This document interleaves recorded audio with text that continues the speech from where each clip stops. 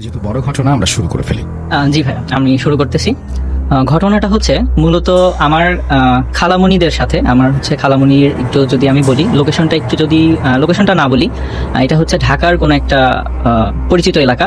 সেখানে চাকরি সুবাদে আমার খালু 2001 সালের কথা বলি আপাতত না, এখন থেকে 2-3 বছর আগে, যখন তারা এবং তিনি গভর্নমেন্ট জব করে, তো এই সুবাদে তিনি পুলিশ কোয়ার্টারে থাকেন আর কি। আচ্ছা, বলেই দিলাম। তো কোয়ার্টারে থাকা অবস্থায় ওই কোয়ার্টার কেন্দ্রিক এটা একটা ঘটনা। এটা একটু ডিফারেন্ট হতে পারে। আমি যদি একটু বলি, শুরুটা হয় প্রায় 2-3 বছর আগে আমার খালামণির সাথে। খালামণি এবং খালু দুজনে এটা ধীরে ধীরে অনুভব করেন যে বাসাতে তারা যখন রাতের বেলা ঘুমায় বা বাসাটা যখন একটু নিস্তব্ধ থাকে, তখন বেশ কিছু ঘটনা ঘটে। যেমন হচ্ছে প্রথমত খালামণি ফিল করে যে বাসাতে মনে হয় যেন কেমন একটা গরম গরম, মানে বাসাটার পরিবেশটা অস্বাভাবিক, মাঝে মাঝে হঠাৎ হঠাৎ গরম হয়ে যেত। এটা প্রথম তাদের একটা সাইন দেখতে পারে। এবং পরবর্তীতে খালামণি ফিল করে, মেইনলি এটা খালামণির সাথে শুরু হয়, আমি আগেও বলেছি। তো মনে হতো যে কেউ পর্দার আড়াল থেকে তাকে কেউ দেখছে বা অবজার্ভ করতেছে। তো এরকম প্রথম ঘটনাটা এখান থেকে শুরু হয়। তার মনে মনে একটা ভয় লাগে, এটা খালুকে জানায়। খালু প্রথমে হয়তো বলছে যে হ্যালুসিনেশন বা এরকম কিছু হচ্ছে। সে শুরু থেকেই মূলত এই ঘটনা বা এগুলা সেরকম আসলে সে বিলিভ করে না। সে একটু বিজ্ঞান ভিত্তিক বা এরকম সায়েন্স রিলেটেড সবকিছু ব্যাখ্যা করতে পছন্দ করে। তো সেটা প্রথমে এটা এরকম তোয়াক্কা না করে সে বলে যে একটু ওষুধ খাও, ঘুম হচ্ছে না, হয়তো ঘুমালে হয়তো এগুলা ঠিক হয়ে যাবে। তো এরকম কয়েকদিন যাওয়ার পরে জিনিসটা চলমান থাকে না। পরবর্তীতে আমার ছোট ভাই, ওর নাম যদি বলি, ওর নাম অর্ণব। তো ও একদিন হচ্ছে মসজিদ থেকে আসছিল, মাগরিবের নামাজের সময় নামাজ পড়ে আসছিল আর কি। তো ওই সময় ও দেখে হচ্ছে যে মানে রোডঘাট এমনি তো নর্মালি ফাঁকা, কোয়ার্টারে তো সবসময় বেশি গ্যাদারিং থাকে না। তো রোড দিয়ে আসে এবং বাসায় দরজা অনেকবার বেল বাজায়, কিন্তু কেউ মানে দরজা খুলতেছিল না। তো যখন খুলে দেখে হচ্ছে ওর আম্মু, মানে অর্থাৎ আমার খালামণি, উনি ঘোমটা মাথায় দিয়ে দরজাটা খুলে এবং খুব দ্রুত ঘরের ভিতরে চলে যায়। তো ও একটু আশ্চর্য হয় যে কি ব্যাপার, আম্মু তো দরজা খুলে একটু কথা বলবে, আমাকে বলবে, কিছু একটা বলবে, তারপরে যাবে, আস্তে ধীরে এত তাড়াতাড়ি গেল কেন? তো ও যায় এবং যে আম্মুকে দেখে যে সে বিছানার উপরে বসে ফোন দেখতেছে আর কি, নর্মালি ফোনে কথা বলতেছে। তো জিজ্ঞেস করে যে আম্মু তুমি এরকম করে দরজা খুলে দ্রুত চলে আসলে কেন? তখন খালামণি বলে, কই, আমি তো দরজা খুলিনি, তুমি আসছো আমি তো জানি না। তো তখন ওর একটা ধাক্কা খায় যে হচ্ছে তাহলে আমি কাকে দেখলাম। ও তখন একটু ভয় পায়, আম্মুকে বলে বিষয়টা। আম্মু তখন ওর খালামণিও, মানে আমার খালামণিও যখন শোনে যে ঘটনাটা যে হচ্ছে আমার অপরিবর্তিতে কে যে দরজাটা খুললো, তখন এই বিষয়টা নিয়ে তারা ভাবে এবং রাতে সবাই আলোচনা করে এরকম একটা ঘটনা হয়েছে। তো এরপরের তিনি বাসায় আপনার ডাইনিং টেবিলে একটি গ্লাস, নর্মালি তো গ্লাস থাকে ডাইনিং টেবিলে। তো রাত্রেবেলা আনুমানিক সেই টাইমটা আমার মনে নেই এক্স্যাক্টলি, আমাকে যেরকম বলেছিল, আমি খালামণির কাছ থেকে সবকিছু শুনেছি। একটা গ্লাস, কাচের গ্লাস, মানে হঠাৎ করে রাত্রেবেলা শব্দ হয় যে কাচের গ্লাস ভাঙার, এবং তারা চায় যে দেখে হচ্ছে গ্লাসটা অটোমেটিক্যালি, মানে আমাদের তো ডাইনিং টেবিলে গ্লাসগুলো সাধারণত মিডিলে থাকে অথবা অন্য জায়গায় থাকে, তো ওইখান থেকে গ্লাস পড়ার তো কোনো চান্স ছিল না, বা হচ্ছে কোনো রাতের বেলা বা ওইরকম কোনো ভূমিকম্প হয়নি, কিন্তু হঠাৎ করে কাচের গ্লাসটা পড়ে ভেঙে যায়। তো এটা হচ্ছে পড়ার প্রথম ঘটনা। এর পরবর্তীতে এরকম আরো বেশ কিছু ছোট ছোট ঘটনা ঘটে, যেমন হচ্ছে তেলের বোতল পড়ে যায়, খাবার পড়ে যায়, এবং এই ছোট ছোট ঘটনা থেকে একটা জিনিস তারা অবজার্ভ করে, সেটা হচ্ছে যাই জিনিস পড়ুক না কেন সেটা পশ্চিম দিকে মুখ করে পড়ে, মানে পশ্চিম দিকে অর্থাৎ পশ্চিম দিকের দেয়ালে। যদি একটা রুম স্কোয়ার শেপের হয়, দেখা যাচ্ছে যে এদিক ওদিক তো পড়তে পারে, কিন্তু পশ্চিম দিকে যে দেয়ালটা থাকতো ওই দেয়ালের কাছে যে ওই জিনিসটা পড়ে, এটা তারা একটু অবজার্ভ করে।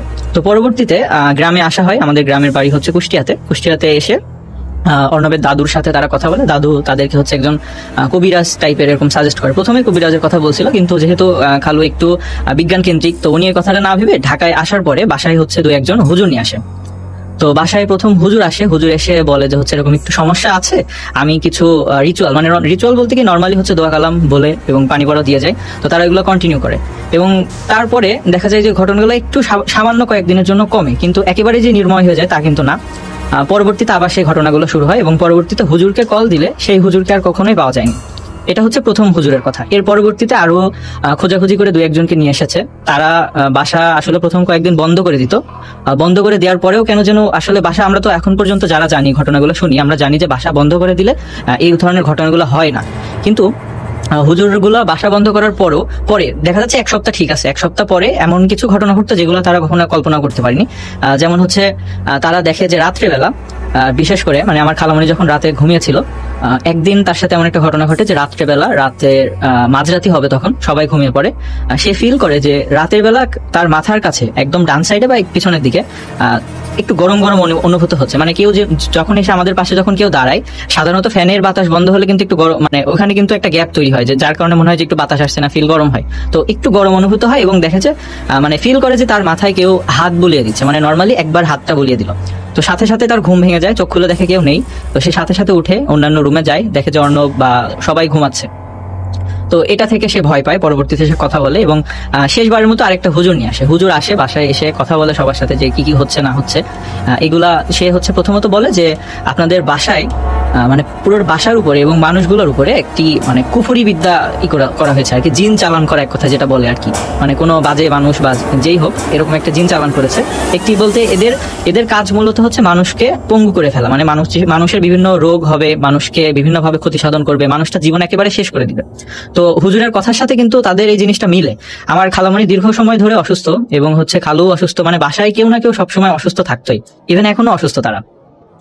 তো তারা এই জিনিসটা সম্পর্কে অবগত হয় এবং বাসা তখন হুজুর বলে যে একটু খুঁজতে, যে বাসায় কোথাও কোনো তাবিজ বা কোনো কিছু পাওয়া যায় কিনা।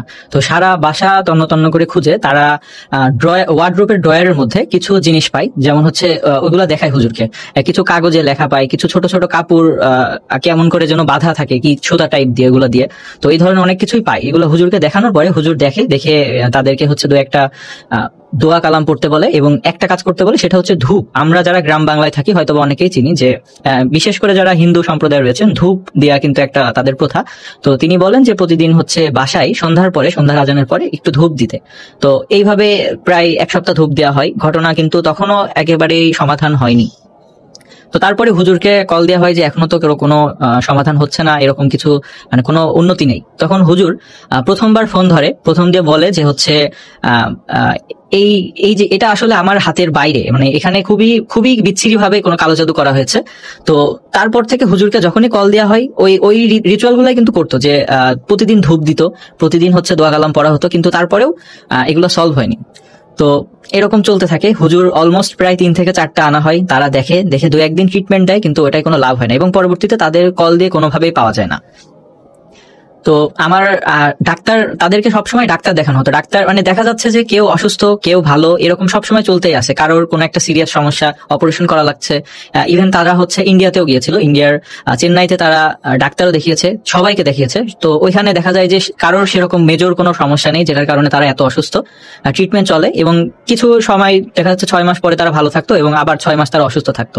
তো এইভাবে ট্রিটমেন্ট করার পরে দেশে যখন আসে, তারা দেশে আসার পরে মোটামুটি ভালো, কিন্তু বাসা কিন্তু এরকম একটা মানে কি বলে এটাকে, ওরকম একটা অস্বাভাবিক পরিবেশ কিন্তু তখনও বজায় ছিল আর কি।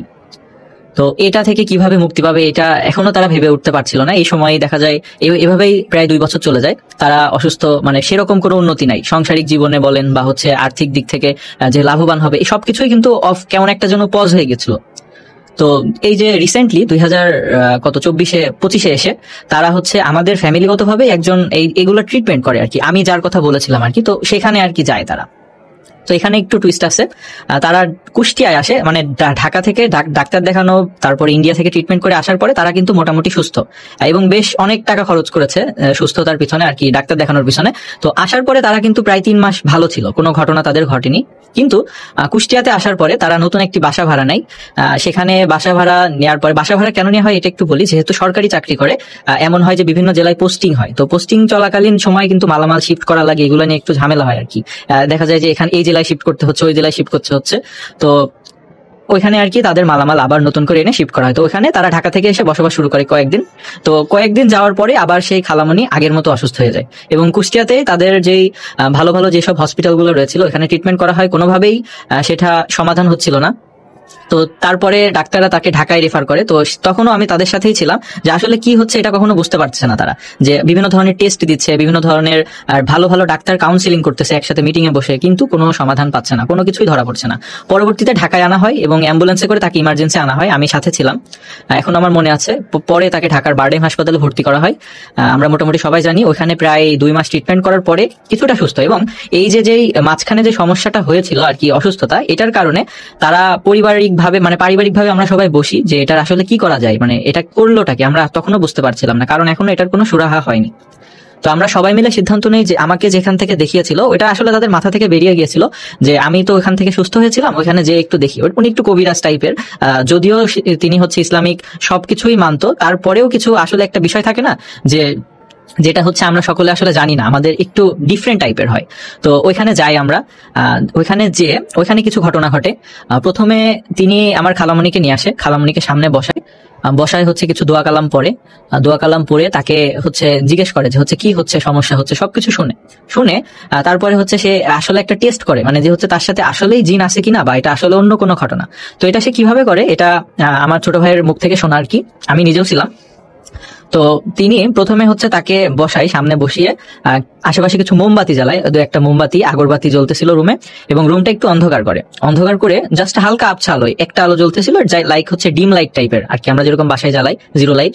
তো ওইরকম একটু আবছা অন্ধকারে সে কিছু প্রশ্ন করে এবং খালামণিকে বলে যে হচ্ছে তোমার হাতটা দাও। তো ওইখানে খালামণির যেই কাপড়টা সব থেকে পছন্দ বা হচ্ছে যেই কাপড়টা দীর্ঘদিন ধরে ইউজ করতেছে ওই একটা ওড়না নেয় আর কি। উনি ওড়নাটা আগে থেকে বলেছিল যে সাথে আনতে, উনি একটা জিনিস টেস্ট করে দেখবে। তো ওই ওড়নাটা 3টা ভাঁজে ভাঁজ করে, কিছু দোয়া কালাম পরে 3টা ভাঁজে ভাঁজ করে এবং সেটাকে খালামণির হাতে দেয় আর কি, বলে হচ্ছে মোট পাকিয়ে ধরতে আর কি, মানে আমরা যেরকম মুষ্টি পাকাই ওই রকম করে ধরতে বলে। এবং কিছুক্ষণ পর পর সে দোয়া কালাম পড়ছিল এবং হাতে 3বার ফু দিচ্ছিল এবং খালামণিকে বলতেছিল যে তুমি হচ্ছে 7বার করে ফু দাও। তো এরকম প্রায় এই সাইকেলটা 3-4 বার কাউন্ট করার পরে খালামণি অনুভূত করে হচ্ছে তার হাতের ভিতর কেমন একটা গরম গরম ফিল হচ্ছে, মানে কি যেন একটা মনে হচ্ছে যে ঘটতেছে। তো এরকম থাকা অবস্থায় এক সময় খালামণি আর সহ্য করতে না পেরে বলে যে আমি আর ধরে রাখতে পারছি না, তখন সে ছেড়ে দেয় এবং ছেড়ে দেওয়ার সাথে সাথে সে দেখতে পারে যে তার হাতে যে 3 ভাঁজ করা কাপড়টা ছিল ওইটা কিন্তু হচ্ছে আগুনের, মানে কেমন একটা যেন জ্বলে গেলে যেরকম হয় একটু লাল লাল মতো ধোঁয়া বেরোচ্ছিল, মানে ছাড়ার আগে আমরা দেখতে পারি যে হাতের মুষ্টির চারিদিক থেকে হালকা হালকা ধোঁয়া বেরোচ্ছে, সাদা টাইপের আর কি। তো ওইখানে কিন্তু আমিও ছিলাম এবং সবাই ছিল। তো খালু যেহেতু বিজ্ঞান ভিত্তিক, সে প্রথমে ভেবেছিল যে হচ্ছে, পরবর্তীতে সে ব্যাখ্যা করার চেষ্টা করে যে আসলে এই আগুনটা জ্বললো কিভাবে বা যে হাতের ওড়নাটা ছিল এটা আসলে পুড়ে গেল কি করে। তো সে কোনোভাবেই বের করতে পারে না। আমরা প্রথমত সেটা ভাবলাম যে বিজ্ঞান ভিত্তিক ভাবে ভেবে দেখলাম যে যদি কোনো কেমিক্যাল দিত বা কোনো কিছু যদি করতো সেটা তো আগে করে নিত, কিন্তু সে যে ওড়নাটা এনেছে ওটা কিন্তু তারই ওড়না এবং হাতে কোনো কেমিক্যাল বা কোনো পাউডার কোনো কিছুই কিন্তু দিয়েছিল না, জাস্ট ফাঁকা হাতে একটা ওড়না দেয় এবং কয়েকটা ফু দেয়। তো দেখা যায় যে অধিকাংশ অংশ যেটা হাতের মানে মুষ্টির মধ্যে ছিল তার ম্যাক্সিমামই পুড়ে গেছে। তো তখন সে মন্তব্য করে বা কমেন্ট করে যে তোর তো জীবন শেষ, মানে ম্যাক্সিমাম জীবনের সবকিছুই বাড়ি শেষের দিকে, এতদিন কেন আসিসনি আমার কাছে। তখন সবাই স্তব্ধ হয়ে যায় যে এটা কি বললো। তো তখন সে হচ্ছে পুরাপুরি এখনো বলেনি, কারণ সে বলছে যে পরিবারের মধ্যে থেকে কি কেউ একজন করেছে এবং এটা এখন না, এটা প্রায় 9 বছর আগে করা এবং তাদের এটা আসলে শুরু হতে প্রায় 7 বছর বা এরকম সময় লেগেছে, মানে অনেক আগে থেকেই করেছে কিন্তু তারা কোনোভাবে কোনো সাইন পায়নি। 3 বছর ধরে এই সমস্যাগুলো হচ্ছে এবং এটার একদমই শেষ পর্যায়ে এসে তারা ট্রিটমেন্টের জন্য গিয়েছে। তো সে আরো কিছু যায় যে তাদের ওই ধূপের যে বিষয়টা আমি আগে বলেছিলাম, তো সে কিছু দোয়া কালাম বলে যেগুলো হচ্ছে সন্ধ্যাবেলা এবং 5 ওয়াক্ত নামাজ পড়তে বলে। নামাজ পড়ার পাশাপাশি সন্ধ্যার পরে সে বলে যে প্রতিদিন সন্ধ্যার সময় নারিকেলের ছোবা দিয়ে যে ধূপগুলো জ্বালায় আর কি, এই ধূপগুলো জ্বালিয়ে সারা বাসায়, বিশেষ করে ঢাকার ওই বাসায় বা যেখানেই থাকুক ওই রুমগুলোতে ধূপগুলা দিতে এবং একটা আগরবাতি, মানে কয়েকটা আগরবাতি এবং একটা মোমবাতি মানে যতক্ষণ জ্বলবে ওটা বাসার কোনো একটা কর্নারে রেখে যেন ওই মোমবাতিটা সবসময় চলে এবং কেউ যেন ফু দিয়ে বা না নিভায়, ও যতক্ষণ না নিজে নিভে যাচ্ছে এবং শেষ পর্যায়ে যতক্ষণ না নিভছে ওই আগরবাতিগুলা এবং হচ্ছে মোমবাতিগুলা জ্বালিয়ে রাখতে হবে। এবং তাদের আরো কিছু বলে, যেমন হচ্ছে হলুদ সে পরে দিয়েছিল, কিছু হলুদ আছে না আমরা যে কাঁচা হলুদ যারা চিনি যে বিয়ের অনুষ্ঠানে গায়ে দেয়, তো ওই হলুদ গোসলের আগে 1 ঘন্টা আগে হলুদ এবং আরেকটা কি যেন দিয়েছিল নিম পাতা টাইপের সম্ভবত, এগুলো হচ্ছে গায়ে নিয়ে রাখবে গোসলের 1 ঘন্টা আগে এবং ওইটা দিয়ে গোসল করে ফেলবে। আর কিছু কালো জিরা দেয়, কালো জিরা সে পরে দেয়, যেগুলো হচ্ছে দিনের যে কোনো একটা সময় 1 চিমটি কালো জিরা তারা হচ্ছে চিবায় বা হচ্ছে গিলে ফেলতে পারবে অথবা চিবায় ওটা ফেলে দিতে পারে। তো এরকম কিছু দেয় এবং আরেকটা কথা বলে, কিছু নিষেধ করে যে যেমন হচ্ছে 40 দিন যাবত এই জিনিসগুলো করতে হবে, মানে এই যে ধূপ দিয়া আগুন জ্বালায় রাখা, তারপরে হচ্ছে এগুলার পাশাপাশি কিছু নিষেধ করে, সেগুলো হচ্ছে গরুর মাংস খাওয়া, ইলিশ মাছ খাওয়া এবং বেশ কিছু জিনিস থেকে তারা বলে যে এগুলো করা যাবে না। এবং সারা জীবনের জন্য আরেকটা জিনিস বাদ দিয়ে দেয়, সেটা হচ্ছে মহিষের মাংস খাওয়া সারা জীবন যাবে না, এটা হচ্ছে একটা। তো এগুলা দেয় এবং আরেকটা জিনিস বলে, সেটা হচ্ছে যে ওড়নাটার সাথে ঘটনাটা ঘটেছে, মানে ওড়নাটা যে আগুন ধরে গিয়েছিল ওই ওড়নাটা, ঠিক আছে, ওই ওড়নাটা রাত 11টার পরে 3 রাস্তার মাথায় কোনো এমন একটা জায়গায় দেখে পুড়াই দিতে, মানে ওই ওড়নাটার জন্য কোনো ছাই বা মানে ছাই বলতে একদম ছাই হয়ে যাবে, কোনো জায়গায় যেন অবশিষ্ট না থাকে, পুরাটাই যেন পুড়ে যায়। তো এই কাজটা আমি আর আমার ছোট ভাই নিজেরাই এই কুষ্টিয়া থেকেই করেছি, মানে এটা কিন্তু বলতে গেলে কিছুটা খুলনা কেন্দ্রিক ঘটনা হয়ে যাচ্ছে। আমরা পোড়াই, ওড়নাটা পোড়াই। এবং আরেকটা জিনিস বলে, সেটা হচ্ছে আমরা সম্ভবত ওই যে ই গাছটা চিনি, শিমুল তুলার গাছ চিনি। শিমুল তুলার গাছে কিন্তু গায়ে ছোট ছোট কাঁটা থাকে, একটু বেশ বড় বড়ই থাকে। তো এই কাঁটা আমাদেরকে 3টা কাটতে বলে এবং কাঁটাগুলোকে অক্ষত রাখতে বলে। তো আমি নিজে কুষ্টিয়ার একটি জায়গা থেকে এই কাঁটাগুলো নেই এবং এই কাঁটাগুলো সে পরে দেয়। পরে দিয়ে তার হচ্ছে মাজায় আপনার কিছু তাবিজ টাইপের দেয় আর কি, তাবিজের সাথে এগুলো আর কি দিয়ে দেয়। এবং সে বলছে যে 40 দিন যাবত এই ট্রিটমেন্ট চলবে, 40 দিন পরে আপনারা আসবেন, আসলে এটা আস্তে আস্তে সমাধান হবে ইনশাল্লাহ। এবং তাদেরকে সবসময় 5 ওয়াক্ত নামাজ পড়তে বলছে। তো এখন এই 40 দিন পিরিয়ডের মধ্যেই রয়েছে, তারা এখন নামাজ পড়তেছে, বাসায় যে রিচুয়াল করার এগুলো চলতেছে। এবং আমি ঢাকায় আছি, এই ঘটনাগুলো কিন্তু এখনো চলমান আছে। মানে ঘটনা বলতে সেগুলো কিন্তু এখন পজ আছে, মানে ওটা কিছুটা সমাধান হয়েছে, জানি না এটা আল্লাহ সমাধান করবে কিনা, কতদিন এটা চলবে। তো সবাই দোয়া করবেন। আর এটার এখনো যে কি হচ্ছে, এটা এখনো কিন্তু কোনো সমস্যাটা এখনো ধরা পড়েনি। সমস্যাটা জাস্ট একটাই, যে এই জিনগুলা মূলত মানুষকে প্যারালাইজড করে দেয়। এটা হচ্ছে সেও বলেছে, এবং আগের যে একজন লাস্ট যে হুজুর এসেছিল সেও বলেছে যে প্যারালাইজ করে দেয় এবং মানুষের আয়, বরকত, রুটি রুজি এগুলো কোনোভাবে আপডেট করতে দেয় না, মানে কোনো উন্নতির দিকে যায় না। তো রাসেল ভাই, এটাই হচ্ছে আমার সাথে ঘটে যাওয়া বা আমার ফ্যামিলির সাথে ঘটে যাওয়া একটা ঘটনা। এটার যদি সমাধান হয় ইনশাল্লাহ পরবর্তীতে আমি বাকি ঘটনা বলবতে। তো এখনো কিন্তু এই অবস্থাতে আছে, সবাই দোয়া করবেন, আশা করি সমাধান হবে। অসংখ্য ধন্যবাদ রোহান, এবং আশা করছি যে আপনাদের যারা শুনছেন তাদেরও ভালো লাগছে। এবং রোহান একটা লম্বা ঘটনা আমাদেরকে শোনালো এবং সেজন্য অসংখ্য ধন্যবাদ। এবং আরো ধন্যবাদ কুষ্টিয়া থেকে আসার জন্য। আপনারা সবাই জানেন যে আমরা আসলে সত্যি কথা বলতে প্রথম থেকে মানে কি বলবো, যে আমরা আমরা আমরা চেষ্টা করছিলাম যে আপনাদেরকে ভালো কিছু উপহার দিতে। আর সেই কারণেই আমরা একদম ডে 1 থেকে আমাদের স্টুডিও ফর্ম করি এবং সেখানে আপনারা গেস্টদেরকে নিয়ে এসে আমরা ঘটনা শোনাই এবং সেই সাথে আমরা সবকিছু স্টুডিও থেকেই করি। এটা ওই সময় খুব চ্যালেঞ্জিং ছিল, মানে একদমই নতুন একটা জায়গা থেকে শুরু করা, সেটা আমাদের জন্য চ্যালেঞ্জিং ছিল, বাট আমরা ওভারকাম করতে পেরেছি। আপনাদের সবার সহযোগিতার কারণেই আপনারা পাশে ছিলেন বলে হয়েছে। আমরা আরো একটা বড় মাইলস্টোন অর্জন করেছি, সেটা হচ্ছে গত বছর আমরা যখন, মানে এই বছরই আমরা যখন 1 মিলিয়ন হিট করলাম এবং সেই সাথে আমরা আগামী বছরে আমরা আসলে 2 মিলিয়নে যেতে চাই। যদি আপনারা সঙ্গে থাকেন তাহলে ডেফিনেটলি আমাদের সেই স্বপ্ন পূরণ হবে। সুতরাং অবশ্যই অবশ্যই সেটা করবেন। রোহান, বিদায় নেওয়ার আগে যদি আপনি আমাদের লিসনারদের উদ্দেশ্যে কিছু বলতে চান ছোট্ট করে, তাহলে সেটা বলতে পারেন। জি অবশ্যই ভাইয়া, ভূত.com এর যে লিসনার রয়েছে তাদেরকে অসংখ্য ধন্যবাদ ভূত.com এর সাথে থাকার জন্য। এবং আমি নিজেও 2014 থেকে ভূত.com শুনি। সেই আমাদের আবেগের একটা জায়গা, যে আমরা এফএম এ যখন শুনতাম, মোবাইলে বাটনে এফএম রেডিওটা চালিয়ে দিয়ে একটা শীতকালে, যে আমাদের এখন কিন্তু সেই একটা সময় যে আমরা কোথাও কেউ ছাদে বসে, কেউ রুম অন্ধকার করে, কেউ লেপ মুড়ি দিয়ে, আমি নিজেও কিন্তু তখন ছোট ছিলাম, একদমই ছোট ছিলাম, আমি কখনোই ভাবিনি যে আপনার সাথে কথা বলে সরাসরি কাজ করার সুযোগ হবে। তো আল্লাহ এই সুযোগটা দিয়েছে। এবং যারা লিসনার রয়েছেন তাদের উদ্দেশ্যে বলতে চাই, তারা আপনারা সবাই ভূত.com এর সাথে থাকবেন। শুরু থেকে যেভাবে সবাই ভালোবাসা দিয়ে গিয়েছেন এবং আমাদের সঙ্গে ছিলেন, আশা করবো বাকিটা সময়ও থাকবেন। এবং আপনাদের থেকে আমরা আরো ভালো ভালো ঘটনা আশা করতেছি। আমাদের যারা লিসনার রয়েছেন এদের কাছে, ম্যাক্সিমাম মানুষের কাছে কিন্তু কোনো না কোনো ঘটনা থাকে। ইভেন আমি কুষ্টিয়াতেও বেশ অনেক জায়গা থেকে বেশ কিছু ঘটনা পেয়েছি, ইনশাল্লাহ পরবর্তী সময় দিব। অ্যাম্বুলেন্স কেন্দ্রিক, হাসপাতাল কেন্দ্রিক অনেক ধরনের ঘটনাই পেয়েছি। তো ওইগুলো আমি গোছাচ্ছি, ইনশাল্লাহ খুব দ্রুতই সবার মাঝে এগুলো নিয়ে আসতে পারবো। অসংখ্য ধন্যবাদ আপনাকে। আমরা এই মুহূর্তে আপনাদেরকে জানিয়ে রাখি যে আমরা বিদায় দিচ্ছি রোহানকে এবং আমাদের পরবর্তী অতিথি আসবেন। তবে তার আগে জানাই যে এই ছিল আমাদের আসলে প্রথম ঘন্টার সবকিছু, অর্থাৎ আমরা প্রথম পর্ব শেষ করলাম। আমি একটু ছোট্ট করে যদি বলি আপনাদেরকে যে আমরা আসলে প্রথম পর্বে অনেকজনেরই ঘটনা শুনলাম এবং প্রথম পর্বের পরে আমরা এখন দ্বিতীয় পর্বে যাব। দ্বিতীয় পর্বে কি আছে সেটাও তখন আপনারা জানতে পারবেন যারা দ্বিতীয় পর্ব শুনবেন। আপনাদের সবার নিশ্চয়ই মনে আছে আত্মাবন্দী জাদুর কথা। হ্যাঁ, আজকে আমরা নিয়ে এসেছি আত্মাবন্দী জাদুর দ্বিতীয় পর্ব। কি রে ভাই, চলুন ফার্স্ট পার্টি কি ছিল না বাড়িয়ে কখন গেল? ভয় রাজ্যে হারাতে গিয়ে পথ হারিয়ে ফেলছেন না তো? জি হ্যাঁ, সবার সাথে আপডেটেড থাকতে এক্ষুনি সাবস্ক্রাইব করে নিন আর ঘন্টা বাজিয়ে দিন।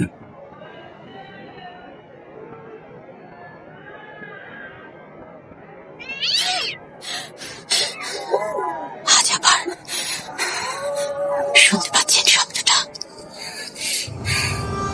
ভয়ের আরেক নাম ভূত.com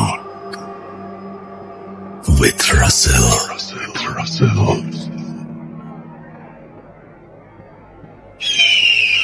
ওয়েলকাম ব্যাক। আপনাদের সবাইকে স্বাগত জানাচ্ছি, আমি রাসেল। আশা করছি আপনারা সবাই ভালো আছেন, ভালোর দলে আছেন।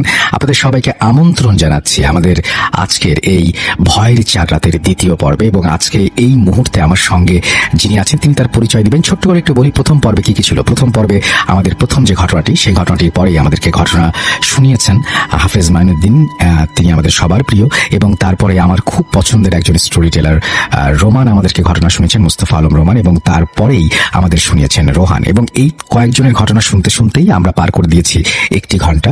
এখন যেটা করব সেটা হচ্ছে আমরা আসলে দ্বিতীয় পর্বে প্রবেশ করব এবং দ্বিতীয় পর্বে আমাদের সঙ্গে একজন নতুন অতিথি যুক্ত হয়েছেন। আপনারা সবাই প্রথম পর্ব যারা শুনেছেন তারা জানেন যে রোহান কুষ্টিয়া থেকে ঢাকা এসেছেন শুধুমাত্র এই আমাদের আজকের এই এপিসোডটিতে অংশ নেওয়ার জন্য, এবং তিনি সঙ্গে করে একজন বন্ধুকেও নিয়ে এসেছেন। আমরা তার পরিচয় জানবো, তিনি কোথায় থাকেন সেটা শুনবো, তারপর তার ঘটনা যাবো। আপনাকে আমন্ত্রণ জানাচ্ছি ভূত.com-এ। কেমন আছেন আপনি?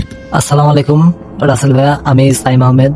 আমি আলহামদুলিল্লাহ অনেক ভালো আছি এবং ভালোর দলেই আছি, বরাবরই আপনার মতোই। Thank you so much. আপনি আপনি আপনি থাকেন কোথায়? আমি থাকি রোহানের বাড়ির পাশে। আমার বাসা আর রোহানের বাসা কিছুটা পাশাপাশি, জাস্ট 2 মিনিটের ডিস্টেন্স। তো আপনারা এই যে কষ্ট করে এতদূর থেকে আসছেন, আপনাদের খারাপ লাগেনি বা আপনারা কিভাবে এসছেন যদি একটু বলতেন?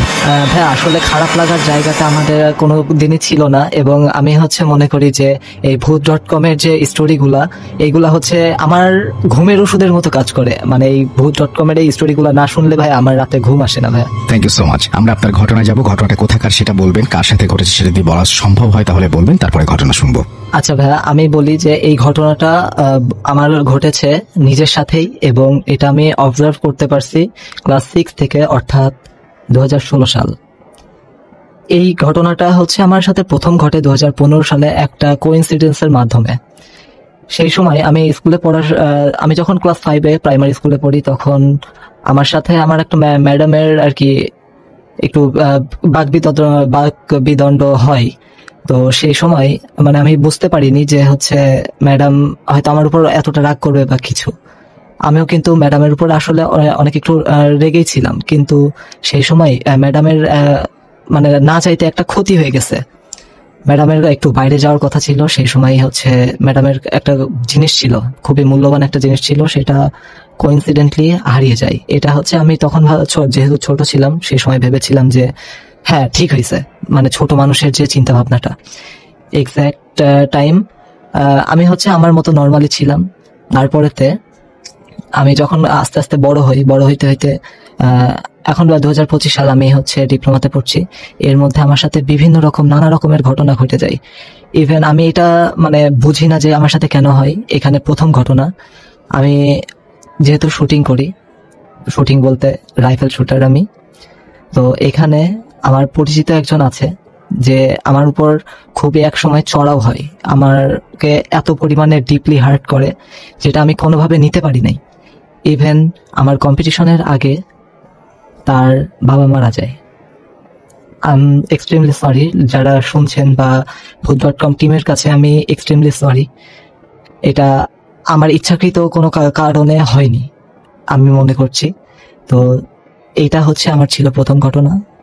এবং এরপরে আরো একটা ঘটনা ঘটে যে আমি যখন এই ক্রাইসিসটা পার করছিলাম, সেই সময় অনেকেই আমাকে অনেক রকম ভাবে ক্ষতি করার চেষ্টা করছে, অনেক রকম ভাবে আঘাত করার চেষ্টা করছে। বাই এনি চান্স আমার কোনো ক্ষতি হোক বা যেটাই হোক, আল্লাহর রহমতে আমার কোনো রকম কোনো ক্ষতি হয়নি। কারণ আমি বুঝতে পারি না যে আমার সাথে কি কেউ আছে নাকি পুরোটাই আল্লাহ প্রদত্ত। প্রতিটা বার আমি যে কোনো ক্ষতির হাত থেকে বেঁচে যাই আল্লাহর রহমতে। ইভেন বাইক চালানোর সময়ও আমি বিভিন্ন রকম অ্যাক্সিডেন্টের হাত থেকে বেঁচে গেছি। আমার মনে হয় যে আমার সাথে এমন কেউ আছে যে আমার কোনো ক্ষতি চাই না, কিন্তু যে আমার ক্ষতি করতে আসে তার নিজেরই ক্ষতি হয়। ইভেন কিছুদিন আগে আমার সাথে খুবই রুডলি একটা কাজ হয়, যেটা বলার মতো না।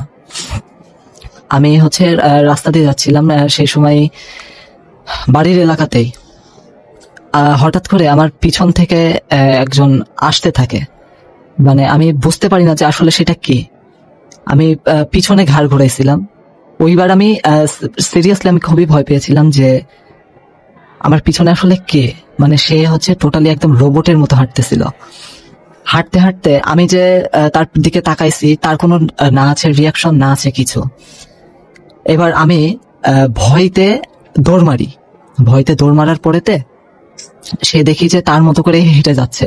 কিন্তু যখন আমি ভয়তে দৌড় মারার পরেতে একটু হাই রোডে উঠি, তখন সে একদম নর্মাল বিহেভিয়ার করছিল। কিন্তু যখন আমি একা ছিলাম তখন মানে তার চলাফেরা বা তার তাকানো আমার কাছে টোটালি অস্বাভাবিক লেগেছে। এবং সেখানে হচ্ছে আরো অনেকেই ছিল, তারা হচ্ছে তাকে ডাকলো। সে তাকে ডাকার পরেতে সে মানে সেই লোকটা বলছে যে না আমি তো এরকম কিছু করিনি বা কিছু, কিন্তু যে সময় আমি একা ছিলাম সেই সময় টোটালি মানে আমার দিকে তীক্ষ্ণ দৃষ্টি, যেটা বলে তীক্ষ্ণ দৃষ্টি দিয়ে আমার দিকে তাকাচ্ছিল। মানে আমি জাস্ট ঘাড় ঘুরায় দৌড় মারি, মানে হালকা একটু চিৎকার দিছিলাম, চিৎকার দিয়ে আমি দৌড় মারি। আর এরপরেতে আমার বাড়ির একটা ঘটনা আছে, যেটা আমি যখন হচ্ছে মাঝে মধ্যেই ঢাকায় যাওয়া আসা হয় বা কুষ্টিয়ার বাইরে, আমি প্রায় সময় বাইরে থাকি, আর আব্বু নিজের কিছু কাজের জন্য বাইরে থাকে। সেই সময় আম্মু হচ্ছে বাড়িতে থাকে একা।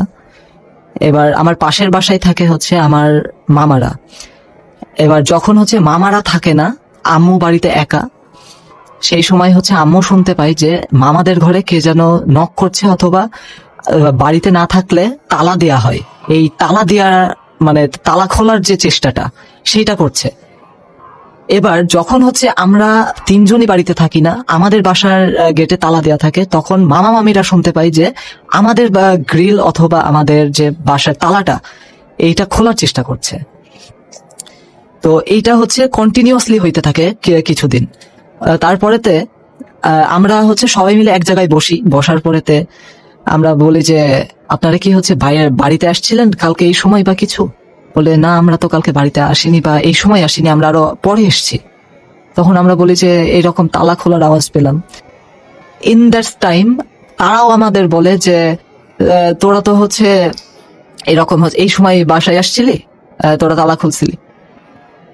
কিন্তু আমরা টোটালি শকড যে আমরা তো বাড়িতে আসিই নাই, আমরা গেছি কুষ্টিয়ার বাইরে। ওইবার হচ্ছে কাউকে জানানো হয়েছিল না আমরা কুষ্টিয়ার বাইরে যাব।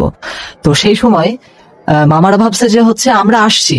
এবার সকালে হচ্ছে আমাকে কোন একটা কাজের জন্য ডাকতে যাই, সেই সময় তারা দেখে যে আমাদের বাসা তালা মারা। কিন্তু এটা টোটালি একটা কি বলবো যে মানে গা শিউরে ওঠা একটা বিষয়। তো আমার হচ্ছে এইটা একটা ঘটনা। আর আগে যেটা বললাম যে আল্লাহর রহমতে এমন কেউ আমার সাথে আছে, আমি তাকে দেখার চেষ্টা করি না বা দেখতে চাই না, কিন্তু আমি জানি যে সে কখনোই আমার কোনো ক্ষতি করবে না, বা আমার আশেপাশের যারা কাছের মানুষ আছে তা সে কখনোই চাইবে না যে আমার যারা রিলেটেড মানুষ আছে তাদের কোনো ক্ষতি হোক। কিন্তু যারা আমার বা আমার আশেপাশের মানুষের ক্ষতি করার চেষ্টা করে, তারা সে হয়তো এমন একটা সিচুয়েশন আসে যে তারা নিজেরাই নিজেদের বিপদে পড়ে। তো এটা ছিল নিশ্চয়ই আপনার ঘটনা, রাইট? জি, এটাই আমার ঘটনা ছিল ভাইয়া।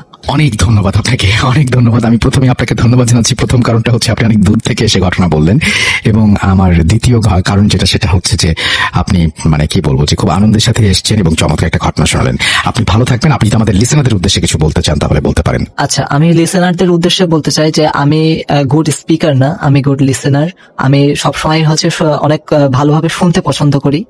তো আমার যদি আমার এই ঘটনা বলাতে কোনো ভুল ত্রুটি হয়ে থাকে, আপনাদেরকে বলবো যে আমার সকল ভুল ত্রুটি ক্ষমা সুন্দর দৃষ্টিতে দেখবেন। অসংখ্য ধন্যবাদ আপনাকে। অলরাইট, আমরা আমাদের পরের অতিথির কাছে যাচ্ছি। অ্যান্ড এতক্ষণ পর্যন্ত আমাদের সঙ্গে যুক্ত ছিলেন যিনি, তিনিও কুষ্টিয়া থেকে এসেছেন ঢাকার উদ্দেশ্যে শুধুমাত্র আমাদের আজকের এই শোটিতে পার্টিসিপেট করার জন্য, এবং আমরা অদ্ভুতভাবে লক্ষ্য করলাম তিনি চমৎকার ভাবে উপস্থাপন করলেন তার ঘটনা। এরপরে যিনি আসবেন তিনি আমাদের খুবই পরিচিত একজন মানুষ। ওয়েট সেলটি প্লিজ। এবং তার পরিচয় তিনি এসে দিবেন আমাকে, এবং তার পরিচয়টা আমরা তার কাছ থেকে শুনবো। আশা করছি যে তিনি আজকে আমাদের একটা চমৎকার ঘটনা উপহার দেবেন। আমরা মনে করি যে এতক্ষণে তিনি চলে এসেছেন মাইক্রোফোনের সামনে এবং আপনাদেরকে তিনি তার ঘটনা বলবেন। এবং আমি প্রথমে জানতে চাচ্ছি আপনার পরিচয়। আপনি কি এসেছেন এই মুহূর্তে? আসসালামু আলাইকুম রাসেল ভাই। ওয়ালাইকুম সালাম। আপনার পরিচয়টা একটু সবাইকে দেবেন প্লিজ। জি ভাই, আমি হচ্ছে আরাফাত আহমেদ শিমুল, vote.com এর একজন মডারেটর। রাইট। এবং আপনার শুধুমাত্র স্টোরি টেলিং এর চাইতে একটা বড় মানে কি বলবো শখ আছে যে আপনি বিভিন্ন সময় আমাদেরকে বিভিন্ন সময় যেটা করেন সেটা হচ্ছে আমাদেরকে বিভিন্ন ফুটেজ বা বিভিন্ন ধরনের ছবি টবি দিয়ে, মানে আপনার কি ক্যামেরা নিয়ে বেশ আগ্রহ এরকম টাইপের কিছু? ভাই আমার হচ্ছে সাবজেক্টটা হচ্ছে মাল্টিমিডিয়ার উপর, তো ওই জন্য হচ্ছে আমাকে হচ্ছে বিভিন্ন মিডিয়া ধরনের কাজ করতে হয়, ক্যামেরা পাশাপাশি হচ্ছে বিভিন্ন সফটওয়্যার এডিটিং ওকে, আমরা আপনার ঘটনায় যাই। চলুন শুরু করি আজকের ঘটনা। তার আগে একটু ঘটনা শুরু আগে একটু বলবেন যে আজকে আমাদের স্টুডিওতে এসে কেমন লাগছে, তারপরে আপনার ঘটনায় যাব। জি ভাই, আমাদের স্টুডেন্ট দেশে সবসময় আমাদেরকে ভালোই লাগে, কিন্তু কথা হচ্ছে আজকে আমাদের মেম্বার গুলো অনেক বেশি বেশি লাগতেছে, তো তাই হচ্ছে আজকে একটু অন্যরকম ফিল হচ্ছে। Thanks to Rabbi and thanks to all of you. আপনাদের জন্য আসলে আজকের এই মানে এই চমৎকার একটা সময় আমরা কাটাতে পারছি সবাই মিলে। চলুন ঘটনায় চলে যাওয়া যাক। ঘটনাটা হচ্ছে আমাকে শেয়ার করেছে আমার স্কুলের হচ্ছে একজন সিনিয়র। উনি হচ্ছে একজন প্রবাসী, মানে হচ্ছে উনি হচ্ছে গত ঈদে হচ্ছে আমাকে স্টোরিটা শেয়ার করেন। মানে হচ্ছে আমাদের রোজার মাসে তো আমাদের হচ্ছে একটা ইফতারের আয়োজন ছিল, মানে 27 রোজার পরে যেহেতু ঈদে আমরা বাড়ি যাচ্ছি, সবাই একত্রিত হচ্ছি, তখন হচ্ছে উনি হচ্ছে আমাকে ডাক দিয়ে বলে, আরাফাত তোমাকে তো হচ্ছে বিভিন্ন সময় বিভিন্ন ধরনের ইয়েতে দেখা যায়, একদিন দেখলাম হচ্ছে boot.com নামের একটা গ্রুপ আছে, ওইটাতে হচ্ছে তোমাকে মডারেটর দেখাচ্ছে, মানে মডারেটর বেসটা দেওয়া আছে। আমি তো হচ্ছে রেগুলার বুথ এফএম আগে শুনতাম, এখন boot.com শুনি। আমার কাছে কিছু ঘটনা ছিল, আমি কি তোমাকে শেয়ার করতে পারবো, বা হচ্ছে আমি কিভাবে শেয়ার করতে পারি। ওরা হয়তো বললাম আপনি হচ্ছে আমাদের একটা মেইল আছে, মেইল করতে পারেন, ভয়েস করতে পারেন, অথবা হচ্ছে লিখেও পাঠাতে পারেন, পাশাপাশি হচ্ছে আমাকেও শেয়ার করতে পারেন, সমস্যা নেই। ওরা হচ্ছে উনি ঘটনাটা হচ্ছে আমাকে শেয়ার করে। ঘটনাটা হচ্ছে উনি নতুন যখন হচ্ছে দেশের বাইরে যায়, তখন হচ্ছে থাকা নিয়ে একটা সমস্যা হয়েছিল, যেহেতু হচ্ছে উনি কাজের একটা বিষয়ে গিয়েছিল। তখন হচ্ছে উনি মূলত হচ্ছে একটা মানে 3 তলায় একটা বাসায় উঠে, মানে ওনার পরিচিত আরেকজন ছিল, তো ওই জন্য বাসাটা বর্ণনা আমি দিয়ে নিচ্ছি। মূলত হচ্ছে ওনাদের বাসাটা হচ্ছে হাইওয়ের পাশে, মানে হাইওয়ের পাশে মানে হচ্ছে অনেকগুলো বাসাই ছিল, মানে বাসাটা হচ্ছে একটু পুরাতন আর কি, মানে পুরাতন বিল্ডিং এর বাসা আর কি। তারপর ওনাদের হচ্ছে মানে থাকার রুম ছিল, ওই রুমে হচ্ছে একসাথে 4 জন থাকতো আর কি। মানে রুমটা ছোট, মানে নিচে 2টা বেড, উপরে 2টা বেড, মানে হচ্ছে ট্রেনে যেমন আমরা হচ্ছে কেবিন রুমে গেলে 2টা বেড থাকে না, একটা উপরে একটা নিচে, এমন টাইপ আর কি। মানে হচ্ছে 4 জন থাকতে পারে একসাথে। পরে উনি প্রথম অবস্থায় উঠলো এই রুমে, পরে ওনার হচ্ছে প্রথম 1 মাসের মতো হচ্ছে কোনো জব হয় নাই, মানে হচ্ছে যা মানে পরিচিত হচ্ছে, মানে হচ্ছে ওনাকে যে একটা জব দিবে বাংলাদেশ থেকে বলে নিয়ে গেছিল, তারপর হচ্ছে গেল। পরে এইভাবে হচ্ছে 1 মাস চলে গেল। 1 মাস চলে যাওয়ার পর হচ্ছে উনি হচ্ছে একটা জব নেই, মানে হচ্ছে যে তাকে জব দেওয়ার কথা ছিল উনি হচ্ছে টোটালি হচ্ছে ওনাকে জবটা দিতে পারে না, মানে হচ্ছে বলছিল কিছুদিন সময় লাগবে, তুমি যেহেতু আসছো কতদিন থাকো, পাশাপাশি তোমার জন্য হচ্ছে আমি একটা জব রেডি করছি, এটা হচ্ছে অ্যাম্বুলেন্স করে ড্রাইভারের বাসা, তুমি হচ্ছে ওনাকে একটু সাহায্য করবে আর কি, মানে হচ্ছে অ্যাম্বুলেন্সের যে ড্রাইভার আছে ওনার সহকারী আর কি। তারপর হচ্ছে উনি যেহেতু হচ্ছে বসিয়েছিল প্রায় 1 মাসের মতো, কিছু করার ছিল না, সেহেতু হচ্ছে উনি হচ্ছে কাজটা নেই, মানে রাজি হইলো আর কি। মোটামুটি হচ্ছে উনি যেহেতু বললো বেতনটা হচ্ছে মোটামুটি ভালোই নাকি ওনার স্যালারি ছিল। তারপর উনি কাজে গেল, এভাবে হচ্ছে মোটামুটি 1-2 দিন, মানে 1 সপ্তাহের মতো চলে গেছে ভালোই। একদিন নাকি হচ্ছে উনি যখন মানে ওনার যে ড্রাইভার ছিল, মানে যে উনি তো অ্যাসিস্ট্যান্টের দায়িত্বটা নিয়েছিল, মানে হচ্ছে একটা হাসপাতাল থেকে একটা হচ্ছে মরাদেহ নিয়ে যাবে আর কি, মানে হচ্ছে অন্য একটা স্থানে নিয়ে যাবে, মানে হচ্ছে যার লোকেশন দাও তার এখানে পৌঁছাবে, কিন্তু লাশের সাথে হচ্ছে কেউ যাবে না, মানে ওনাদের গার্ডিয়ান বা পরিচিত কেউ যাবে না, ওনাকেই হচ্ছে একা যেতে হবে। সেদিন হচ্ছে ওনার ড্রাইভার আর কি, মানে যে গাড়ি চালা উনি ছিল না, ওনাকেই বলছে যেহেতু হচ্ছে রাস্তাটা খুবই কাছে, তুমি নিয়ে যাও, সমস্যা হবে না। আর যারা মেডিকেলের আছে ওরা হচ্ছে তোমাকে সব গুছিয়ে বা হচ্ছে সার্টিফিকেট যা হচ্ছে মানে বের হওয়ার সবকিছু দিয়ে দিবে, এভিডেন্স, তুমি শুধু নিয়ে ওই লোকেশনে পৌঁছে দিবা। তারপর হচ্ছে উনি আগের মতো নর্মাল হচ্ছে নিয়ে যাচ্ছিল। বের হওয়ার কিছুক্ষণ মানে হচ্ছে কিছু এভিডেন্সের ব্যাপার, মানে ডক্টরের সিগনেচারের জন্য হচ্ছে একটু লেট হচ্ছিল, মানে হচ্ছে সন্ধ্যা হইতে মানে 7টা-8টার পরে হইতে প্রায় 9টা বেজে গেছে, মানে একটু লেট হয়ে গেল মূলত। আর উনি যে জায়গায় নেবে, জায়গাটা হাসপাতাল থেকে বেশি দূরে না, কাছেই, কিন্তু হচ্ছে জায়গাটা একটু আর কি ভিন্ন রকম, মানে হচ্ছে রাস্তাটা একটু পরিত্যক্ত আর কি। তারপর হচ্ছে উনি নিয়ে গেল, মানে যাচ্ছে একটু রাস্তা অবশ্য যাওয়ার পরে উনি গাড়িটা হচ্ছে কেমন জানি একটু শব্দ হচ্ছে, মানে এমন একটা অবস্থায় বুঝতে পারলো। পরে উনি আবার পিছন দিকে দেখলো না, সব ঠিকঠাক আছে। তারপর উনি আবার সেই গাড়ি নিয়ে যাচ্ছে, মানে হাইওয়ে রোড, স্পিড অনেক, রাস্তাও বেশি দূরে না, সর্বোচ্চ 20-25 মিনিটের রাস্তা উনি চলে যাবে। এর ভিতরে হচ্ছে বারবার হচ্ছে উনি ফিল করতেছে আর কি গাড়িটা হচ্ছে অনেক ভার বা হচ্ছে কিছু একটা হচ্ছে, মানে শব্দ হচ্ছে বিভিন্ন ধরনের। উনি হচ্ছে মোটামুটি ভালোই ভয় পেয়ে যাচ্ছে, মানে যেহেতু সন্ধ্যা সময় কেউ সাথে নেই, উনি একাই নিয়ে যাচ্ছে, তারপর একটা লাশ শুধু। তারপর উনি মোটামুটি ভালোই ভয় পাইতেছে, ভয় পাওয়ার পর পরবর্তীতে উনি আগাচ্ছে, কারণ এই জায়গায় ওনাকে লাশটা পৌঁছে দেওয়া হবে যেভাবেই হোক। ওরা এইভাবে যাইতে যাইতে যাইতে তো প্রায় নিয়েই চলে গেল ওই পর্যন্ত। আর এই দিন উনি হচ্ছে লাস্টটা বুঝে বেশি লেট করে নাই, গাড়ি আবার হচ্ছে জায়গায় রেখে উনি চলে আসছে বাসায়। এই দিন এসে খাওয়া দাওয়া করে তাড়াতাড়ি ঘুমায় গেছে, মানে কাউরে কিছু বলে নাই। মানে যে রুমমেট ছিল তার 3 জন, তারা জিজ্ঞেস করছিল মানে তুমি আজকে তোমাকে অন্যরকম দেখাচ্ছে, তুমি কি ভয় টয় পাইছো বা এমন কিছু, বা পুলিশ টুলিশ ধরছে বা এমন কিছু? উনি বললো না কিছুই হয় নাই, আজকে শরীরটা ভালো লাগছে না, তাই হচ্ছে আজকে ঘুমায় যাবো। ওটা উনি হচ্ছে রেগুলারের মতো হচ্ছে ওনার কারোর সাথে কথা টথা না বলে খাওয়া দাওয়া করে ঘুমিয়ে গেছে আজকে সকাল সকাল। তারপর এভাবে কিন্তু পরের দিন সকালে সারাদিন হচ্ছে উনি ঘুম থেকে উঠলো 12টা-1টার দিকে, আবার হচ্ছে ওনার যে অ্যাম্বুলেন্সের ড্রাইভার ছিল ওনাকে ফোন দিয়েছে, আর একটা কাজ আছে, উনি কাজে যাইতে। তারপর হচ্ছে উনি গেল, ওনার কালকের রাত্রে যে ঘটনাটা উনি হচ্ছে ড্রাইভারকে শেয়ার করলো। পরে উনি বললো দেখো এটা সমস্যা না, এটা হচ্ছে তুমি একা ছিলা ওই জন্য হচ্ছে এমন কিছু হয়েছে বা এমন কিছু। পরবর্তীতে উনি ওনাকে বুঝাইলো, বোঝানোর পরে যাই হোক গেল।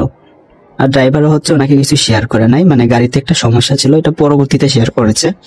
তারপর হচ্ছে উনি আবার হচ্ছে এভাবে হচ্ছে 1-2 দিন যাওয়ার পর উনি আবার মানে সেম ভাবে হচ্ছে আর একটা আর কি, মানে আগের ঘটনার মতো আর একটা আর কি একা একটা লাশ নিয়ে যাওয়ার কথা বলছিল। উনি হচ্ছে ওনার যে ড্রাইভার ছিল ওনা হচ্ছে আজকেও আসতে পারে নাই, ওইটাও বেশি দূরের না, কাছের রাস্তায় ওনাকে দিল।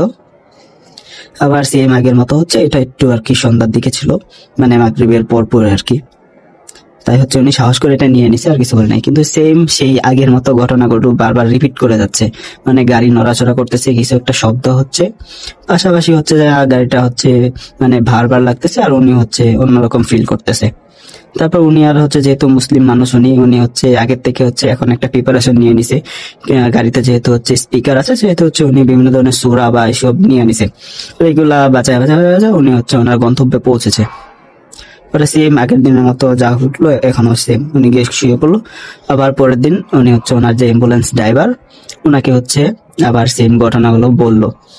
পরে হচ্ছে ড্রাইভার বললো দেখো তোমাকে আমি একটা ঘটনা শেয়ার করি নাই, ঘটনাটা হচ্ছে আমার এই গাড়িতে কিছু একটা ঝামেলা আছে বলতে এটা হচ্ছে অনেকদিন আগে থেকে, মানে হচ্ছে আমি যখন অন্য একটা হাসপাতালে ডিউটি করতাম তখন হচ্ছে ওই হাসপাতালে একটা অ্যাম্বুলেন্স আমি নিতাম, ওইটা হচ্ছে পুরাতন ছিল ভালোই।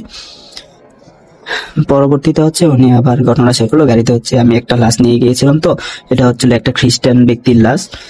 উনি হচ্ছে ডিরেক্ট ওনাকে হচ্ছে বলছিল মোটামুটি ভালো টাকার একটা অ্যামাউন্ট দেওয়া হবে, যেহেতু হচ্ছে এটা একটা মার্ডার কেসের লাশ ছিল আর কি।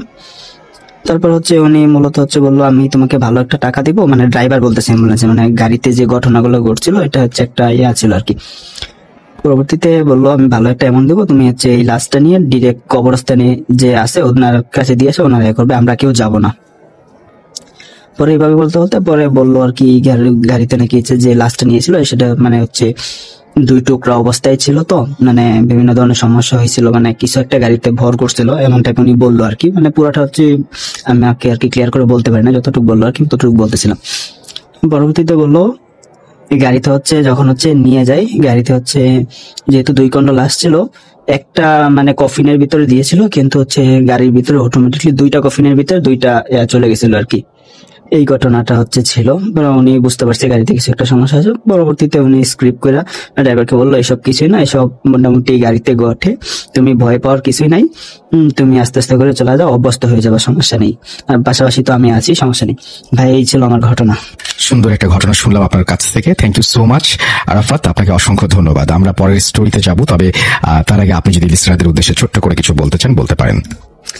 লিসনারদের উদ্দেশ্য বলার মতো কিছু না, লিসনাররা সবসময় আমাদেরকে যেভাবে সাপোর্ট করে যাচ্ছে আমরাও চেষ্টা করে যাচ্ছি তাদেরকে ভালো কিছু দেওয়ার জন্য, যতটুকু আমাদের বছর আমরা দিয়ে যাচ্ছি। কিন্তু আমরা লিসনারদের কাছে আমাদের একটা রিকোয়েস্ট, আপনারা আমাদেরকে ভালো ভালো ঘটনা পাঠান, বেশি বেশি স্টোরি পাঠান, এতটুকুই। Thank you so much. আমরা এতক্ষণ কথা বলছিলাম আরাফাতের সাথে, এবং আরাফাত আহমেদ শিমুল আমাদের সঙ্গে ছিলেন, এবং তাকে নিয়ে আমাদের আসলে বেশ কিছু প্ল্যান আছে। আমরা আসলে হান্ট দ্য হন্টেড আবার শুরু করতে চাই, এবং আমরা চাই যে আরাফাত আহমেদ শিমুল সেখানে একটা বড় রোল প্লে করুক। এছাড়াও আমাদের সাথে আসলে অনেকেই এটাতে যুক্ত হচ্ছেন। হান্ট দ্য হন্টেড আপনারা নিশ্চয়ই জানেন, আপনারা বিভিন্ন স্থান ভিজিট করবেন এবং সেইখানকার যে ঘটনাগুলো, সেখানকার মানুষের কথাগুলো আপনারা তুলে নিয়ে আসবেন। তো যারা ইন্টারেস্টেড তারা আমাদেরকে জানাতে পারেন, এবং আপনারা অলরেডি দেখেছেন যে আমরা এখনো কিন্তু ভয়েসের জন্য মানুষ খুঁজছি, যারা হচ্ছে আমাদের সাথে আরো যারা স্টোরি টেলাররা যুক্ত হবেন, অর্থাৎ যে ঘটনাগুলো ভূত.কমে পাঠানো হয়, কিছু কিছু স্টোরি আমরা আসলে অন্যদের দিয়ে পড়াতে চাই, কারণ আমরা চাই যে we want to build a big community, এবং এইভাবেই আসলে সবার মাঝেই আমরা ছড়িয়ে দিতে চাই সেটা।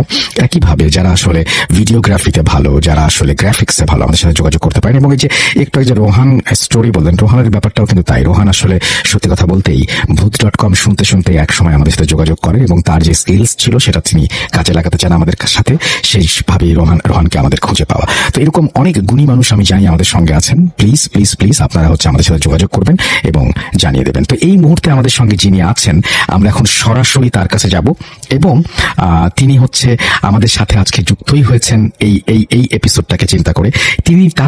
তিনি এসছেন, মানে তার লোকেশন হচ্ছে ময়মনসিংহ। তিনি হচ্ছেন রাকিবুল হাসান। রাকিবুল হাসান, আপনি থাকেন কোথায় শুরুতে যদি একটু বলতেন আমাদেরকে। আসসালামু আলাইকুম স্যার, আমি টঙ্গীতে থাকি। টঙ্গী থাকেন আপনি? টঙ্গী থেকে এসছেন এবং আপনার লোকেশন ময়মনসিংহ, মানে আমি ঠিক বুঝিনি, মানে এটা কি আপনার গ্রামের বাড়ি বা এরকম কিছু, নাকি আজকে যে স্টোরিটা বলবেন সেই স্টোরিটা ময়মনসিংহ কেন্দ্রিক? ময়মনসিংহ কেন্দ্রিক। তাহলে আমরা শুনে ফেলি আপনার ঘটনা ছোট্ট করে। রাকিবুল, চলুন শুরু করা যাক। স্যার, আমার মামা মানে দেশের বাইরে। আরে আমাকে স্যারটার বলবেন না প্লিজ। আপনি যেটা করেন সেটা হচ্ছে আপনি একেবারেই আপনার স্টোরিটাই বলেন। আমরা সবাই এখানে উই আর ব্রাদার্স, সো আপনি জাস্ট আপনার স্টোরিটা প্লিজ একটু বলেন। আমার মামা আর কি দেশের বাইরে থাকে। তার স্বপ্ন ছিল মানে দেশে একটা মানে পিসারি দিবে, বুঝছে। তারপরে পিসারি দিতে গিয়ে মানে একটা মানে 5টা তাল গাছ ছিল, মানে এটার সাথে মানে পিসারি দিবে। পিসারি দেওয়ার পরে অনেক টাকা খরচ করে পিসারি দিয়েছিল। সেই পিসারির মাধ্যমে কর্মচারী রাখছিল, আর ইনভেস্ট করছে, মাছ ছাড়ছে। এরপরে স্যার মানে এই তাল গাছের নিচে মানে একটা গর্ত করছিল। গর্ত করার পরে এটার মধ্যে সার, রাসায়নিক জাতীয় খাবার, মানে মাছের যেগুলো খাবার, পচা লচা খাবার, এইসব মানে রাখছিল। রাখার পরে বাদে এটার একটা ঘেরান ছিল। ঘেরান চাওয়ার পরে মানে এই তাল গাছের নিচে অনেকগুলো ভয়ঙ্কর জিনিস থাকতো। বাদে তাদেরকে মানে সতর্ক করছে, কর্মচারীরা মানে পাশেই থাকতো, একটা রুম করে দিয়েছিল, সেখানেই থাকতো। থাকার পরে মানে তাদেরকে সতর্ক করতেছে, বা মানে যেখানে থাকতো এখানে ঢিলা দেয়, এখান থেকে ঢিলা দেয়, মানে এখানে যেন তারা না থাকে, এখান থেকে চলে যায়। বাদে তার মামা বলতেছে এইসব সমস্যা নাই, এটা তুমি মানুষই করতেছে, তা তোমরা এটা কন্টিনিউ চালিয়ে যাও। বাদে বলতেছে আমাদের লাইটিং দেওয়ার দরকার, মানে ফিশারির মধ্যে লাইটিং দেওয়ার দরকার। মানে লাইটিং দেওয়ার জন্য অনেক টাকা খরচ করে মানে বাড়ির থেকে অনেক দূরের থেকে লাইটিং করছে। করার পরে তাদেরকে বলে স্বপ্নে দেখাইতেছে মানে লাইটিং করলে তাদের অনেক বিপদ হবে। তাদের বিপদ হওয়ার মানে হারাতে না, এইসব সমস্যা নাই, এত টাকা দিয়ে ফিশারি করছি, এটার বিপদ হবে কেন বলতেছে। বলার পরে অনেকদিন মানে এরকম সতর্ক করছি। সতর্ক করার পরে বাদে হঠাৎ করে মানে পাশে মানে গোয়াল ছিল, গোয়ালের মধ্যে অনেক গরু ছিল, মানে হঠাৎ করে আগুন লেগে গেছে। বাদে আমি ছিলাম এই বাড়িতেই, বাদে আমি শূন্য উঠে দেখছি আসলেই তো আগুন লেগেছে। বাদে এটা মানুষ মানে অনেক বিশ্বাস করে না। বিশ্বাস না করার পরে মানে চলতেছে। চলার পরে মানে মামা দেশের বাইরে থেকে সে ইনভেস্ট করছে গরুর মধ্যে, মানে পাশের বাড়িতে রাখছে, মানে 50-50 মানে লাভ হলে মানে 50-50 মানে শেয়ার। বাদে বলতেছে আচ্ছা রাখছি। রাখার পরে মানে ওই বাড়িতে বড় এই সিস্টেমে আগুন লেগে গেছে। এটা মানুষের করতে ফালতু মিয়া লাভ, এটা তো হতেই পারে, ভুলবশত হতে পারে। আরেক জায়গার মধ্যে সেম অবস্থা, মানে হেনো একই সিস্টেমে আগুন লেগে গেছে, কিন্তু 12টা দেওয়ার কারণেই মানে মূলত বাদে সবাই বুঝাবুঝি করতেছে, 12টা দেওয়ার কারণে আগুনটা লেগে গেছে। বাদে যে কর্মচারীগুলো থাকতো এই ফিশারির আন্ডারে, তার মানে ছেলে মানে বাজার করে মানে বাড়ি যাচ্ছে রাস্তা দিয়ে 10টার দিকে। আজকে মানে হঠাৎ করে তার পিছন দিকে গিয়ে লাত মারছে। লাত মারিয়ে মানে রাস্তা থেকে পালাই মানে অনেকক্ষণ বলে করছে। বাদে রাস্তা দিয়ে এক গাড়ি যাচ্ছে, বাদে দেখতেছে রাস্তার সাথে কেটে মানে শুয়ে রয়েছে, মানে গংরাইতেছে। বাদে ড্রাইভারে তুললে বাড়িতে নিচ্ছে। নেওয়ার পরে বাদে প্রত্যেকে জানছে মানে এটার কারণ হচ্ছে মানে পিসারের মধ্যে যে বাল্বটা দিচ্ছে, দেওয়ার পর থেকে মানে এরকম মানে ঘটনা ঘটতেছে। বাদে এই বাল্বগুলা বাদে এবার নতুন করে বাদে খুলে ফেলছে, ওগুলো পরে বাদে আর কোনো সমস্যা হয়নি। আমার এই পর্যন্ত ঘটনা।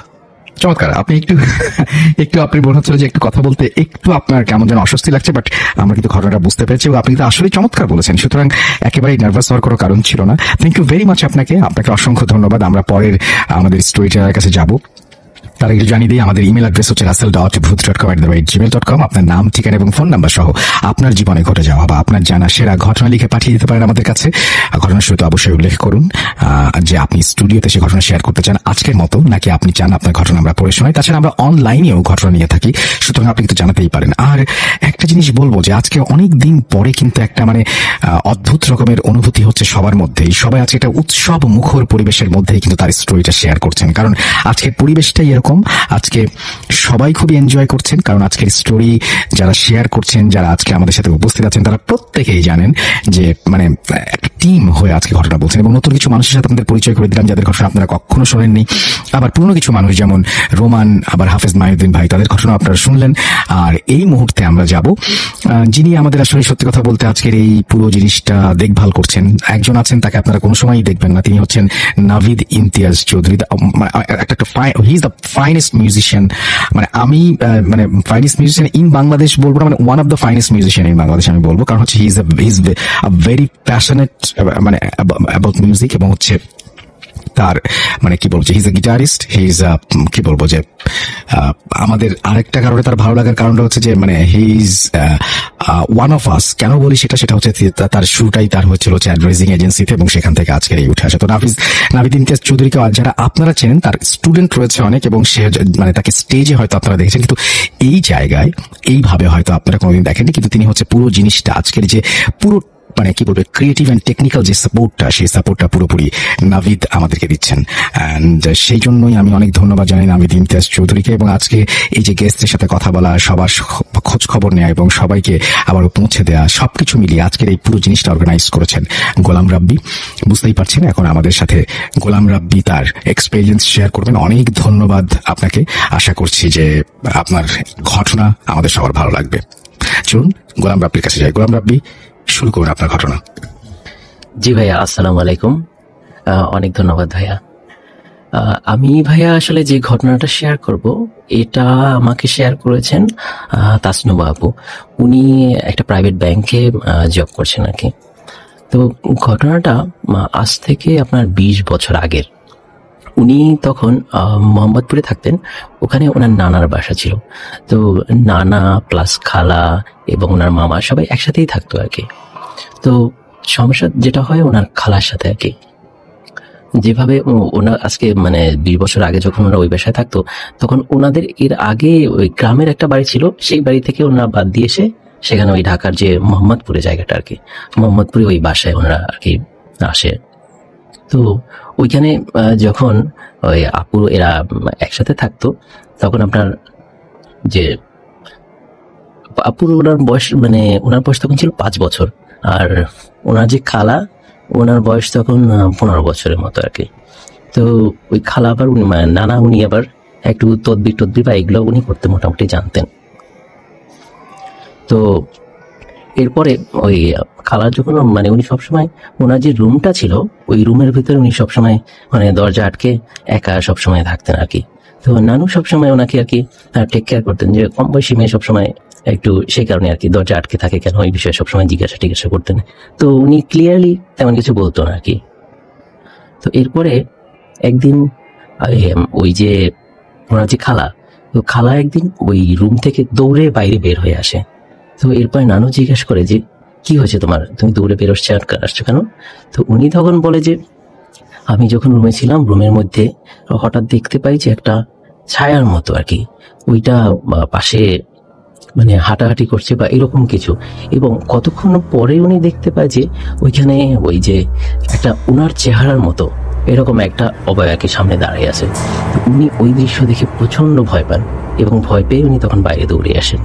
তো পরের দিন নানু সে বলে যে ঠিক আছে, কালকে থেকে আমি তোর সাথে থাকবো।